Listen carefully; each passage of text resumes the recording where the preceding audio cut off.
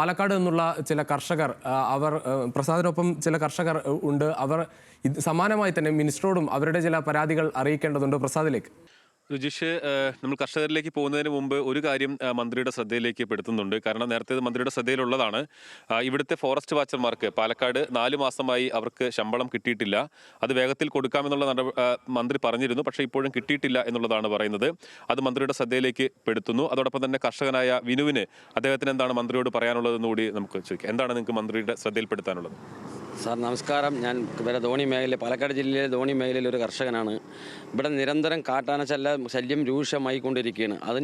അതുകൊണ്ട് ഞങ്ങൾക്ക് ഇവിടെ ഉറങ്ങാൻ പറ്റുന്നില്ല. ഞങ്ങളുടെ കുഞ്ഞുങ്ങൾക്ക് സ്കൂളിൽ പോകാൻ പറ്റുന്നില്ല. ഞങ്ങൾക്ക് 7 മണി കഴിഞ്ഞാൽ പുറത്തിറങ്ങാൻ പറ്റാത്തൊരവസ്ഥയിലാണ് ധോണി മേഖലയിലെ വനയോര മേഖലയിലുള്ള കർഷകരും ഇവിടുത്തെ കുടുംബങ്ങളും ഇരിക്കുന്നത്.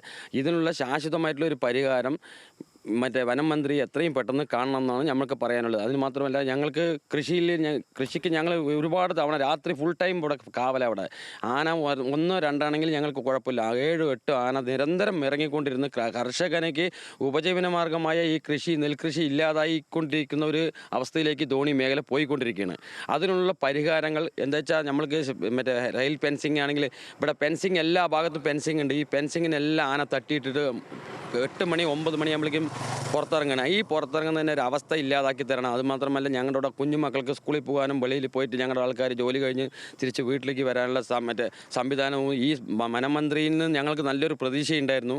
ആ പ്രതീക്ഷ മങ്ങലേൽപ്പിക്കാതെ ചെയ്തു തരണമെന്നാണ് ഞങ്ങൾക്ക് കർഷകരായി ഞങ്ങൾ പറയാനുള്ളത്.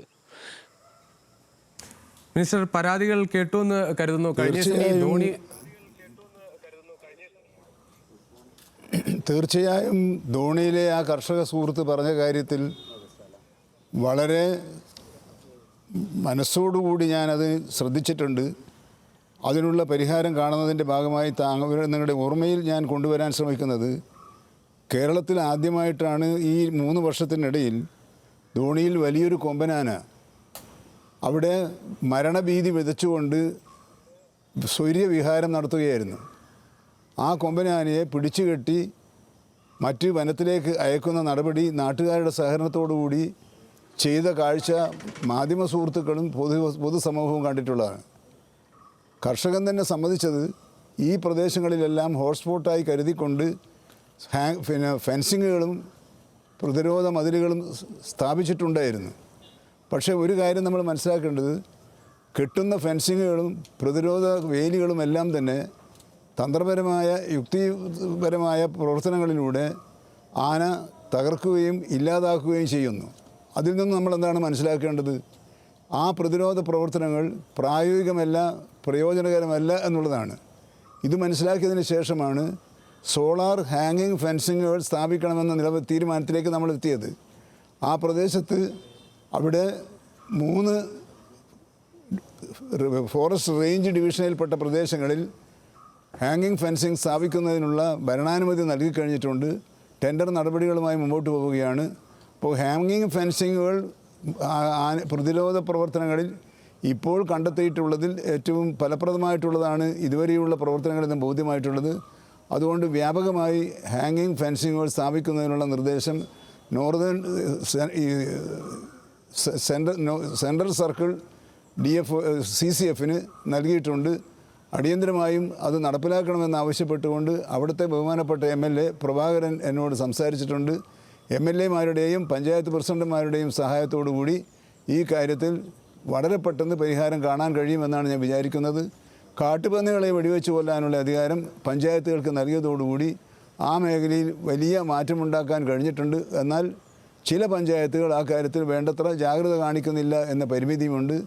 അതുകൊണ്ട് ജനങ്ങളെ സഹായിക്കാൻ ആവശ്യമായ നിലപാടുകൾ സ്വീകരിക്കും. വാച്ചർമാർക്ക് പാലക്കാട് ഡിവിഷനിലെ ആ മണ്ണാർക്കാട് റേഞ്ച് ഭാഗത്ത് ഇത് ശമ്പളം കൊടുക്കാൻ ബാക്കിയുണ്ട്. ആ ശമ്പളം കൊടുക്കാൻ ബാക്കിയുള്ള വാച്ചർമാരുടെ ശമ്പളം കൊടുക്കാനുള്ള ബാക്കി എത്രയാണ് എന്ന് മുഖ്യമന്ത്രി അന്വേഷിച്ചിട്ടുണ്ട്. അതിൻ്റെ അടിസ്ഥാനത്തിൽ അടുത്തു തന്നെ ഒരു പ്രത്യേക അനുവാദം ധനവകുപ്പിൽ നിന്നും വനംവകുപ്പിന് കിട്ടുന്നതാണ്. ഉടനെ തന്നെ അത് വിതരണം ചെയ്യാനുള്ള നടപടികൾ സ്വീകരിക്കുകയും ചെയ്യും. പ്രസാദ്, കേട്ടുവെന്ന് മനസ്സിലാകുന്നു. അതായത് വാച്ചർമാരുടെ കാര്യത്തിൽ ധനവകുപ്പിന്റെ ഭാഗത്ത് നിന്ന് ഉടൻ തന്നെ നടപടികൾ ഉണ്ടാകും. മറ്റ് കർഷകർ പറഞ്ഞ പരാതികൾക്ക് പരിഹരിക്കുന്നതിനായി ഹാങ് ഫെൻസിംഗ് ഉൾപ്പെടെയുള്ള കാര്യങ്ങൾക്ക് അത് ടെൻഡർ നടപടികളിലേക്ക് കൂടി പോകും. മറ്റ് കർഷകർക്ക് കൂടി എന്തെങ്കിലും അവരുടെ പരാതികൾ കൂടി? തീർച്ചയായും രുചിഷ്, മറ്റ് കർഷകർ കൂടി ചേരുന്നുണ്ട്. ഇനിയിപ്പം എന്താണ് മന്ത്രിയുടെ അടുത്ത കാര്യങ്ങൾ ശ്രദ്ധപ്പെടുത്താനുള്ളത്? അല്ല, ഞങ്ങൾക്കിവിടെ ഇത്ര ആവശ്യമുള്ളൂ. വന്യമൃഗങ്ങൾ സംരക്ഷിക്കേണ്ടത് വനംവകുപ്പിൻ്റെ ഉത്തരവാദിത്തമാണ്. അത് വനത്തിനുള്ളിൽ സംരക്ഷിച്ച് ജനങ്ങൾക്ക് ഒരു ബുദ്ധിമുട്ടില്ലാത്ത രീതിയിൽ ഏത് ഫെൻസിംഗ് ആണോ, ഹാങ്ങിങ് ആണോ, ഇനി റെയിൽ ഫെൻസിംഗ് ആണോ, എന്താണോ എന്നുള്ളത് മന്ത്രി എത്രയും പെട്ടെന്ന് അതിനുള്ളൊരു പഠനം നടത്തി ജനങ്ങൾക്കിടയിൽ ഒരു വന്യമൃഗങ്ങൾ ഇറങ്ങാത്ത രീതിയിലൊരു സുരക്ഷിതത്വം ജനങ്ങൾക്ക് തരണമെന്നാണ് പറയാനുള്ളത്. തീർച്ചയായും അത് തന്നെയാണ് മിനിസ്റ്ററും നേരത്തെ വിശദീകരിച്ചത്. ആ തരത്തിലുള്ള പ്രവർത്തനങ്ങൾ എന്തായാലും വനംവകുപ്പിന്റെ ഭാഗത്ത് നിന്ന് ഉണ്ടാകും എന്ന് അദ്ദേഹം ഉറപ്പ് നൽകിയാണ്. അതോടൊപ്പം വയനാട്ടിൽ നിന്ന് ഇപ്പോൾ രതീഷ് വാസുദേവനൊപ്പം ആന ഇറങ്ങുന്നുണ്ട്. ഈ ആന ഇറങ്ങുന്നതിന് ഞങ്ങൾ രാത്രി ഫുൾ ടൈം ഇവിടെ സ്ക്വാഡുകളിനെ രൂപീകരിക്കാന്ന് പറയുന്നുണ്ട്. ഇവിടെ വരുന്നത് പാവങ്ങളായ 2 വാച്ചർമാർ, ഒരു ഫോറസ്റ്റുകാർ. ഇവർ ഇവിടെ വന്ന് എത്താത്ത മുന്നേ അടുത്ത് പാലക്കാട് മറ്റേ പാമ്പ് പിടിക്കാൻ പോകണം, അല്ലെങ്കിൽ വേറെ എന്തെങ്കിലും മറ്റേ ആവശ്യങ്ങൾക്കായിട്ട് അവർ അല്ലെങ്കിൽ അരിമണി ഭാഗത്തേക്ക് പോകണം. ഈ 3 പേരിനെ വെച്ചിട്ട് 8 കാട്ടാന 9 കാട്ടാനയുള്ള ഈ വനമേഖലയിൽ ഇവരിനെ കൊണ്ട് എന്ത് ചെയ്യാൻ കഴിയും? അതും കൂടി ഈ മന്ത്രിയുടെ ശ്രദ്ധയിൽപ്പെടുത്തണം. അതുമാത്രമല്ല, ഈ ഫെൻസിങ് എന്നുള്ളത് ഇപ്പോൾ ഇട്ടിരിക്കുന്ന ഫെൻസിങ് ശരിക്ക് ഒരു പ്രായോഗികമല്ലാത്തൊരു ഫെൻസിങ് ആണ്. കാരണം വെച്ചാൽ ഒരു ചുള്ളി കൊമ്പെടുത്താൽ ഒടിഞ്ഞു പോകുന്ന ഫെൻസിങ്ങാണ് ഇപ്പോൾ ഇവിടെ വെച്ചിരിക്കുന്നത്. ഇതിന് ശാശ്വതമായിട്ട് ജനങ്ങളുടെ ആശങ്ക മാറ്റാനുള്ള ഒരു പരിഹാരമാണ് കാണുന്നത്. നമ്മൾ വെറുതെ ഇരുന്നിട്ട് മറ്റേ മന്ത്രീൻ്റെ അടുത്ത് നമ്മൾ പറയുന്നതല്ലാണ്ട് ഈ മന്ത്രി ഇപ്പോൾ നമ്മുടെ ചാനലിലിരുന്ന് മന്ത്രി പറയുന്നു ഞങ്ങൾക്ക് ചെയ്തു തരാം. ഈ ചെയ്തു തരാൻ പറയാൻ തുടങ്ങിയിട്ട് 7-8 വർഷങ്ങളായി. ഈ കാട്ടാന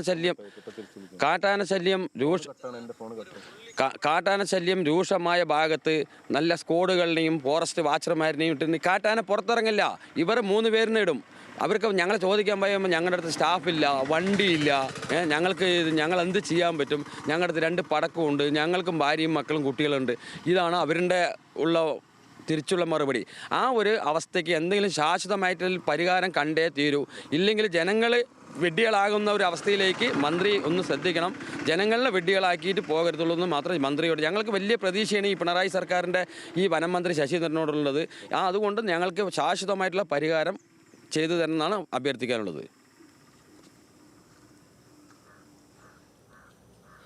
തീർച്ചയായും സുഹൃത്ത് പറഞ്ഞതുപോലെ പ്രതിരോധ പ്രവർത്തനങ്ങളിൽ മുന്നിട്ടിറങ്ങേണ്ട വനം വകുപ്പിലെ സേന ധാരാളം പരിമിതികളുടെ ഇടയിലൂടെയാണ് പ്രവർത്തിച്ചുകൊണ്ടിരിക്കുന്നത് എന്ന വസ്തുത തന്നെയാണ്. അപ്പോൾ സേനകളുടെ എണ്ണം വർദ്ധിപ്പിക്കണം, അവർക്ക് ആധുനിക രീതിയിലുള്ള പ്രതിരോധ പ്രവർത്തനങ്ങൾക്ക് ആവശ്യമായ ഉപകരണങ്ങൾ നൽകണം. അത് ഈ ഒരു മാസം അത് പരിശോധിച്ച് എത്രത്തോളം ഉപകരണങ്ങൾ അടിയന്തരമായി നൽകാൻ സാധിക്കും അത് നൽകേണ്ടതുണ്ട്. RRTയുടെ എണ്ണം വർദ്ധിപ്പിക്കാനുള്ള നിർദ്ദേശവും ധനവകുപ്പിൻ്റെ മുമ്പിലാണുള്ളത്. അത് അടുത്ത് തന്നെ അനുവാദം ലഭിക്കുമെന്നാണ് പറയുന്നത്. RRTയുടെ പ്രവർത്തനം മെച്ചപ്പെട്ട രീതിയിലാണ് ഉള്ളവർ. അപ്പോൾ അത് മെച്ചപ്പെടുത്തിയാൽ തന്നെ ജനങ്ങൾക്ക് ആശ്വാസം നൽകാൻ കഴിയുമെന്നാണ് അനുഭവം തെളിയിച്ചിട്ടുള്ളത്. ആ രൂപത്തിൽ ഉള്ള പ്രശ്നങ്ങൾ ബഹുമാനപ്പെട്ട മുഖ്യമന്ത്രിയുടെ ശ്രദ്ധയിൽപ്പെടുത്തി പരിഹാരം കാണാനാണ് ശ്രമിക്കുന്നത്.